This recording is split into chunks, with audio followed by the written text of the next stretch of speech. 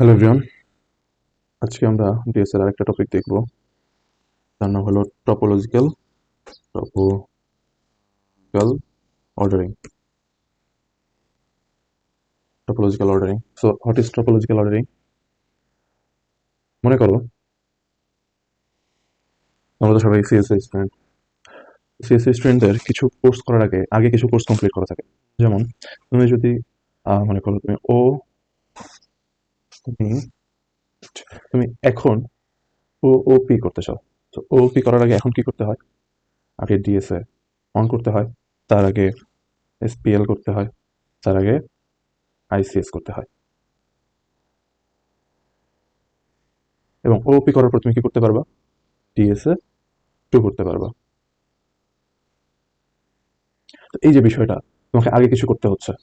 এই যে ICS clear করতে হচ্ছে, দেন এসপিএল ক্লিয়ার করতে হচ্ছে, দেন ডিএসএ ক্লিয়ার করতেছে। তারপর তুমি ওপি করতে পারবা, তারপর তুমি ডিএসএ 2 করতে পারবা। আবার কি ক্যালকুলাস করতে হবে, তারপর লিনিয়ার ক্যালকুলাস করতে হবে। এই যে অর্ডারগুলো মেনটেন করতে হয়, এই বিষয়টাই হইল টপোলজিক্যাল অর্ডারিং। সো যদি আমরা একটা গ্রাফ দেখি, অবশ্যই টপোলজিক্যাল অর্ডারিং আমরা গ্রাফে ইমপ্লিমেন্ট করব। গ্রাফ ইমপ্লিমেন্ট করব। যদি একটা গ্রাফ হয় এমন সি1, সি2, সি3,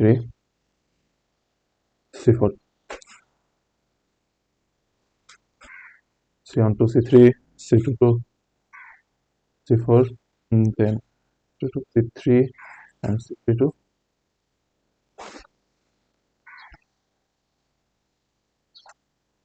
C4. ওকে, এখানে কি হচ্ছে? আমরা C1 থেকে শুরু করতেছি, করে C2 তেও যাচ্ছি, C3 তেও যাচ্ছি, C3 থেকে আবার C4 এ যাচ্ছি। এখন C3 তে যাওয়ার আগে অবশ্যই C2 তে যেতে হবে। তাই আমরা C1 থেকে ডিরেক্ট C3 তে আসতে পারবো না। C1 থেকে আগে C2 তে যেতে হবে, তারপর C3 তে আসতে হবে। আবার C1 থেকে C3 হয়ে তারপর C4 যেতে হবে। আবার C2 C4 এ যাইতে চাইলে C1 থেকে C2 অ্যান্ড C3 ক্লিয়ার করে আমাদের C4 এ যেতে হবে। মানে আমি যদি C4 এ যাইতে চাই তাহলে এই দুইটা আমার ক্লিয়ার থাকতে হবে। তাহলে আসো দেখি ক্রাইটেরিয়া গুলা কি। টপোলজিক্যাল অর্ডারে টপোলজিক্যাল অর্ডারিং যদি কোথাও আমরা ইমপ্লিমেন্ট করতে চাই, তাহলে প্রথমেই দেখতে হবে যে আমাদের ড্যাগ DAG ড্যাগ আছে কিনা, এই গ্রাফের ভিতরে ড্যাগ আছে কিনা। ড্যাগ বিষয়টা কি আসলে? ড্যাগ হলো directed acyclic graph. Directed acyclic graph. তো এটা কি ডিরেক্টেড? ইয়েস, এটা ডিরেক্টেড। এই যে ডিরেকশন দেওয়া আছে, ডিরেকশন দেওয়া আছে, ডিরেক্টেড। এবার চেক করতে হবে এটা কি অ্যাসাইক্লিক কিনা, মানে এটা চক্রাকারে ঘোরে কিনা। যদি ডিরেক্টেড সাইক্লিক হয় তাহলে সেক্ষেত্রে আমরা এখানে টপোলজিক্যাল অর্ডারিং ইউজ করতে পারবো না। তো প্রথমে আমরা C1, C2 আর C3 কে যদি একটু অ্যানালাইসিস করি, তাহলে দেখি এখানে আমাদের সাইক্লিক কিছু পাই কিনা। আমরা C1 থেকে কোথায় যেতে পারি? C2 তে যেতে পারি। C1 থেকে C2 তে যাওয়া সম্ভব, আবার C1 থেকে C3 তে যাওয়া সম্ভব, C3 তে যাওয়া সম্ভব। কিন্তু C1 থেকে C2 তে যাওয়ার পর C1 থেকে C3 তে যাওয়ার পর আবার কি C1 এ যাওয়া সম্ভব? C1 এ রিটার্ন করা সম্ভব? না, সম্ভব না। আবার তার মানে এইটার ভিতরে ড্যাগ এক্সিস্ট করে, এটার ভিতরে ড্যাগ এক্সিস্ট করে। ডিরেক্টেড অ্যান্ড অ্যাসাইক্লিক, এখানে কোনো চক্রাকারের বিষয় নেই। দেন আমরা পরেরটার যদি চেক করি, C2, C3, C4, C2, C2 থেকে C3 তে যাওয়া সম্ভব, C3 থেকে C4 এ যাওয়া সম্ভব। কিন্তু আর কোনোভাবে কি C2 তে আসা সম্ভব? C2 তে আসা সম্ভব না। C2 তে আসা পসিবল না। যেহেতু পসিবল না, এখানেও ট্যাগ আছে। ডিরেক্টেড অ্যাসাইক্লিক গ্রাফ, যেহেতু এটা কোনো চক্রাকারের কোনো বিষয় নেই, সো ডিরেক্টেড অ্যাসাইক্লিক গ্রাফ। এবার চেক করবো ফুল নোডের জন্য C1, C2, C3, C4, এই পুরোটার ভিতরে কোনো ট্যাগ আছে কি। আচ্ছা, প্রথমে C1 থেকে আমরা C2 আর C3 তে যেতে পারবো। এখন C3 থেকে বা C2 থেকে আমরা C4 এ যেতে পারবো। C4 থেকে আর কি C1 এ ব্যাক করতে পারবো? না, এই গ্রাফ অনুযায়ী আমরা রিটার্ন করতে পারবো না। C1 থেকে C2 যাওয়া সম্ভব, C2 থেকে C4 যাওয়া সম্ভব, C1 থেকে C3, C3 to C4, R C1 এ যাওয়া সম্ভব। So given graph is directed acyclic graph. তো আসো দেখি যে একটা গ্রাফে কি হবে। আচ্ছা, একটা গ্রাফের ভিতরে টপোলজিক্যাল অর্ডারিং করতে গেলে কিছু জিনিস মেনটেন করতে হয় আগের মতোই।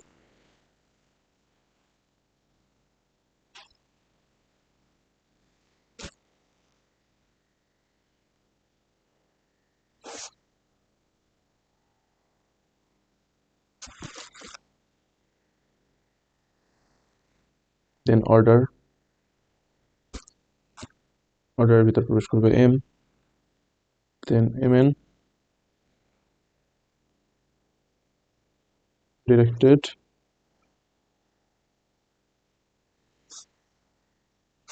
mn ফরম গ্রাফ, দেন আমরা এটা ইমপ্লিমেন্ট করবো কিউই দ্বারা। কিউই থেকে প্রবেশ করবে n। ওকে, সো প্রথমেই কিউইর ভিতরে আমরা আগে কি করছি, যে একটা কিউই নিয়েছিলাম,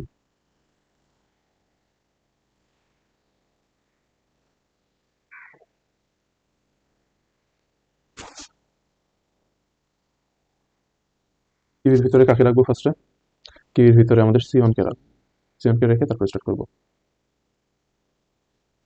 সো ফার্স্টে কিউই থেকে কাকে বের করবো, যেহেতু এইটা কি কিউই ইউজ করতেছি, সো এটা কি হবে,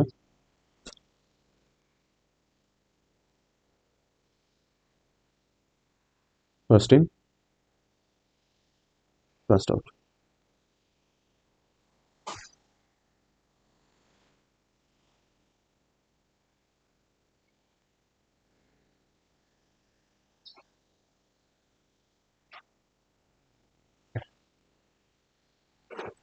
প্রথমেই এম এর ভিতরে আমরা নিব, প্রথমেই আমরা এম এর ভিতরে নিব আমাদের কিউইতে কাকে রাখছিলাম, সিওন। তো অর্ডারে কি আসবে, অর্ডারে আসবে ফার্স্টে সিওন। এমএন কি হবে, সি এর সাথে কানেক্টেড কি আছে, সিওনের সাথে কানেক্টেড আছে সি2 অ্যান্ড সি3। তো এখানে আসবে সি2 সি3। এখানে এম কে, এখানে এম হইল এটা এম, এটা এন। সো গ্রাফ করার সময় অবশ্যই খেয়াল রাখতে হবে, আমি যেহেতু এখানে সিওন নিয়ে কাজ করতেছি, সিওন সি2। তো একটু আমাদের কানেকশনটা দেখাই, এখানে Sion C two, connection factor Sion C two, আর হইল সিওন সি3, কে সিওন সি3। ওকে, নাও ইটস গুড। তো এইটাকে আমাদের এম, এটা আমাদের এন। দেখো আমাদের এম কে ছিল দিজন এম অ্যান্ড দিজন এন, সেম, এটা এম, এটা এন।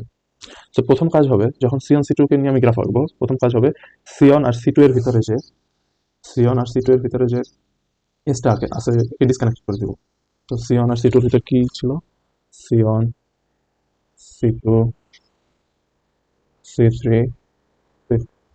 সো একটা কানেকশন ছিল, একটা কানেকশন ছিল, ছিল, এটা কানেকশন ছিল, কিন্তু এই জায়গার যে কানেকশনটা আছে এটাকে আমরা ডিসকানেক্টেড করে দিচ্ছি। ডিসকানেক্টেড করে দেওয়ার পর কিউইর ভিতরে কাকে রাখবো, কিউইর ভিতরে এখন রাখবো হলো, কিউইর ভিতরে রাখবো হলো, কাকে রাখবো, সি2 কে, কাকে রাখবো, এন কে, এন কে রাখবো, এন কে আমাদের এখানে সি2, এন হইলো সি2, এম হইলো Sion.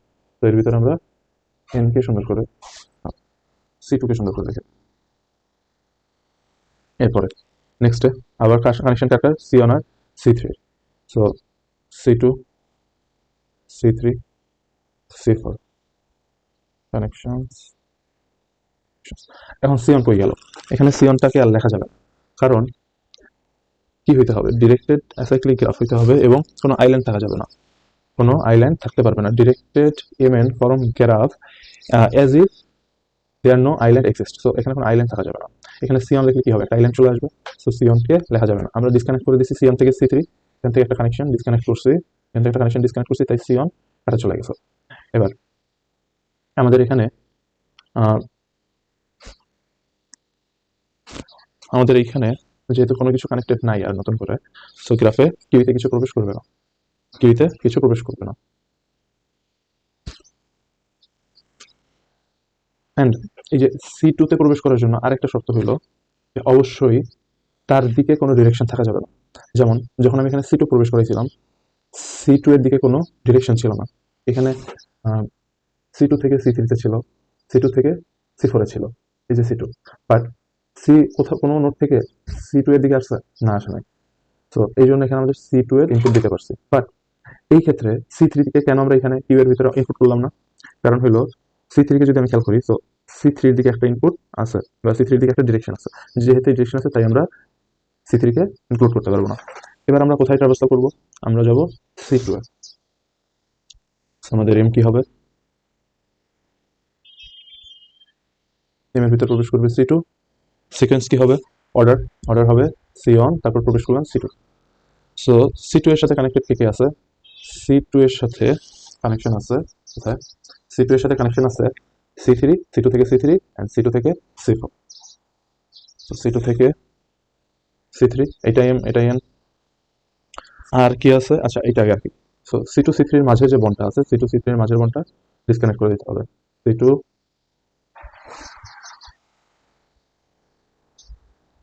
C3 C4। C2 C3 এর মাঝে যে কানেকশনটা আছে সেটাকে ডিসকানেক্ট করে দিতে হবে। এটা এম এটা এন। সো এখন C2 C3 কে প্রবেশ করবে কোথায়? কাকে নিব? আমাদের এম কে, আমাদের এম হইল C2, এন কে C3। তো কিউতে কাকে প্রবেশ করানোর কথা ছিল? কিউতে এন কে প্রবেশ করানোর কথা ছিল। তাহলে কিউতে কে প্রবেশ করবে?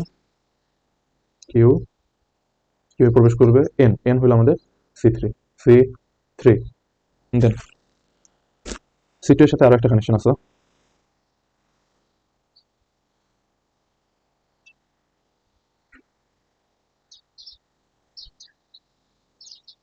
C2 এর সাথে আরো একটা কানেকশন আছে। C2 এর সাথে আর কানেকশন কার? C3 করছি, C4 করতে হবে। C2 C4। তো কি হবে?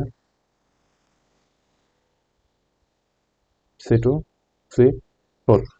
তো এখানে এম কে, এম হইল আমাদের C2 আর এন কে, এন হইল C4। সো রুলস কি ছিল? ফার্স্টে C2 and C4 K disconnect করতে হবে। C4, তো C4 এর সাথে কানেকশন ছিলই একটা, এটা যদি আমরা ডিসকানেক্ট করে দেই তাহলে এখান থেকে C2 ভ্যানিশ হয়ে যাবে বা ডিসকানেক্টেড হয়ে যাবে, আর এখানে C3। ওকে, তাহলে এইবার আমাদের C4 কি কিউতে প্রবেশ করবে? C4 কিউতে প্রবেশ করবে। C4 আমাদের এন, C4 এর দিকে একটা ডিরেকশন আছে অলরেডি। তো বলা হয়েছে যে যার দিকে ডিরেকশন থাকবে তাকে কিউতে নেওয়া যাবে না, যার দিকে ডিরেকশন থাকবে তাকে কিউতে নেওয়া যাবে না, তাই এখানে কিউতে কিছু প্রবেশ করবে না। কিউতে শুধু কি থাকবে এখন পর্যন্ত? C3। নেক্সট আমরা কোথায় প্রবেশ করব? আমরা প্রবেশ করব C3 তে। আমরা প্রবেশ করব এম এ। এম এর ভিতরে থাকবে কে? C3। আমাদের ভিজিটেড সিকোয়েন্স কি কি হলো এই পর্যন্ত? C1 C2 C3। এখন C3 এর সাথে কানেক্টেড কি আছে? অনলি C3 এর সাথে C4 কানেক্টেড আছে। সো গ্রাফের সময় কি হবে? C3 আর C4 এর মাঝের কানেকশনটা ডিসকানেক্ট করে দিব এবার। তো C3 আর C4 এর মাঝের কানেকশন যদি ডিসকানেক্ট করে দিই, এখানে আসলে আর কিছুই থাকবে না। C3 ও ডিসকানেক্টেড, C4 ও disconnected, which is empty. So empty হওয়ার পর যেটা এখন আর কিছু নাই, সো নতুন করে এখানে কি প্রবেশ করবে? আমাদের C4 যে থাকার কথা ছিল তার দিকে কিন্তু আর কোনো ডিরেকশন নাই।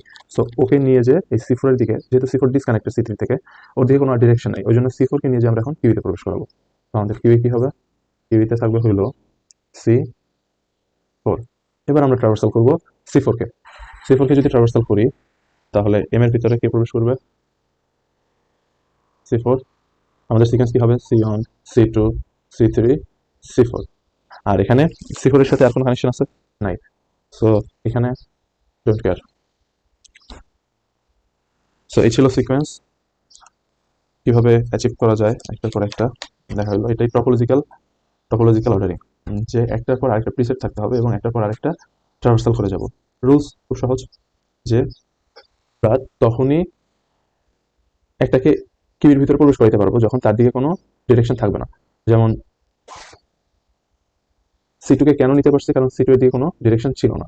এরপরে কেন এখানে C3 কে নেই নাই? কারণ C3 এর দিকে ডিরেকশন ছিল। তারপরে C4 কে কেন নেই নাই কিউ এর ভিতরে? কারণ C4 এর দিকে ডিরেকশন এক্সিস্ট করতেছিল। এরপরে এখানে C4 কে কেন নিছি? কারণ যখন C3 আর C4 এর মাঝের কানেকশনটা ডিসকানেক্ট হয়ে গেছে তখন আলটিমেটলি C4 এর দিকে কোনো কানেকশনই ছিল না। সো এভাবে আমরা টপোলজিক্যাল অর্ডারিং এ ট্রাভার্স করতে পারি। That's all.